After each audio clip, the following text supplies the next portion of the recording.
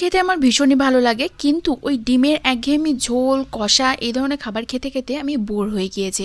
তো ডিম তারপর থেকে আমার একদমই ভালো লাগতো না খেতে। কিছুদিন আগে মাসির বাড়িতে গিয়েছিলাম, তো মাসি দেখলাম ডিমের একটা রেসিপি করেছে। তো আমি তো দেখেই ভাবলাম যে আবারও সেই একঘেয়েমি, আমি ডিম খাবো না। তো মাসি বলল না না, একবার একটু খেয়ে দেখ, ভীষণই সুন্দর খেতে, আর এটা তুই যদি বারবারও খাস তোর কখনো একঘেয়েমি লাগবে না। মাসির কথা শুনে একটু গ্রেভিটা মুখে দিতে দেখি খুবই সুন্দর খেতে। তো মাসিকে জিজ্ঞাসা করলাম, তুমি এই রেসিপিটা কিভাবে বানিয়েছো একটু বলো তো। সে তো রেসিপিটা বলে দিয়েছিল, তো মাসির কথা মতোই বাড়িতে এসে ডিমের এই রেসিপিটা আমি বানিয়েছিলাম। বানানো ভীষণ সহজ। প্রথমে কড়াই অল্প একটু সাদা তেল দিয়ে তার মধ্যে কুচানো পেঁয়াজ, আদা, রসুন, কাঁচা লঙ্কা, কাজু, কিশমিশ একটু ভেজে অল্প একটু জল দিয়ে 2 মিনিটের জন্য সেদ্ধ করে নেব। এগুলো ঠান্ডা হয়ে গেলে এটার একটা পেস্ট তৈরি করে নেব। এদিকে ডিমগুলোকে সেদ্ধ করে একটু কাট লাগিয়ে দিচ্ছি যাতে ডিমের ভেতর মশলাটা পৌঁছায়। কড়াইয়ের মধ্যে ঘি, সাদা তেল, গোটা গরম মশলা, ধনে গুঁড়ো, জিরে গুঁড়ো আর আগে থেকে তৈরি করে রাখা পেস্টটা দিয়ে মশলাটা বেশ কিছুক্ষণের জন্য কষাবো। যাতে শুরু করে দিলে এর মধ্যে দিয়ে দেবো স্বাদ মতো নুন আর বেশ খানিকটা পরিমাণে ফ্যাটানো টক দই। দইটা দেওয়ার সময় গ্যাসের ফ্লেমটা একদম লো ফ্লেমে রাখতে হবে। দইয়ের সাথে যেহেতু কাসুরি মেথি ফ্লেভারটা ভীষণই সুন্দর লাগে, তাই এর মধ্যে অল্প একটু কাসুরি মেথি দিয়ে দিলাম। গ্রেভির জন্য